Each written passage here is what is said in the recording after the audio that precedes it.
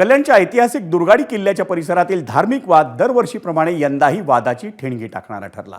बकरी ईदच्या पार्श्वभूमीवर किल्ले दुर्गाडीवरील मंदिरात हिंदू भाविकांना प्रवेशबंदी करण्यात आली होती। अर्थात वर्षभरातील इतर दिवशी किल्ल्यांच्या परिसरात कोणत्याही प्रकारे मुस्लिम पद्धतीची उपासना करण्यास मनाई असल्याचे आदेश जिल्हा प्रशासनाने जारी केले आहेत।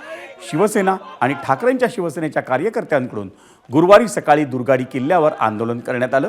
यावेळी दोन्ही शिवसेनेचे कार्यकर्ते हे आक्रमक झाल्याचं पाहायला मिळालं। दुर्गाडी किल्ल्यावर शिवसेना कार्यकर्त्यांनी आरतीही केली आणि त्यावेळी तणावाचं वातावरण निर्माण झालं होतं। तसंच बकरी ईदच्या पार्श्वभूमीवर दुर्गाडी किल्ल्यावर कडेकोट बंदोबस्त तैनात करण्यात आला होता।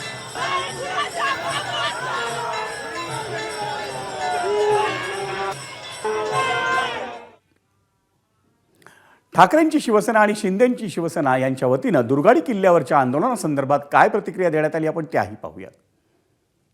त्याच्यामध्ये आमची मागणी अशी आहे की कोणाचा प्रार्थना कोणाची होत असताना आमचं हक्काचं आमचं दैवत असलेल्या देवळामध्ये जाण्याला बंदी करू नये ही अशी आमची मागणी आहे। परंतु हिंदू आंदोलनामध्ये आपण जात नाही, हिंदूंचा अपमान आहे आणि ती उपरती आल्यामुळे आता ते सहभागी झाले असतील।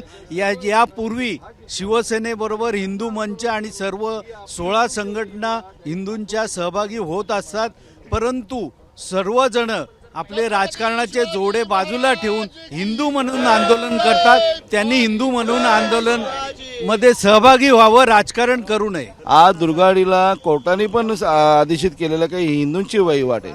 आम्हाला कुठल्या समाजाला विरोध नाही।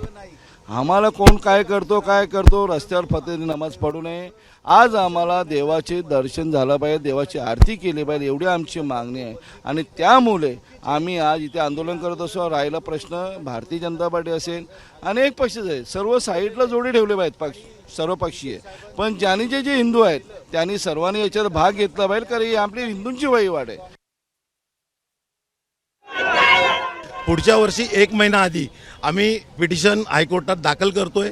त्या दृष्टीने आमचे पेपर सगळे गोळा करण्याचे काम झालेलं आहे आणि पुढच्या वर्षी आम्ही याचा सोक्षमोक्ष हायकोर्टात लावू आणि 100% आम्हाला न्याय मिळेल।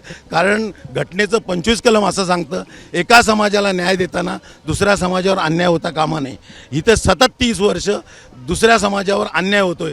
जर तुम्ही त्या समाजाला न्याय देताय तर आमच्यावर अन्याय नाही होणार याची काळजी प्रशासनाने घ्यायला पाहिजे।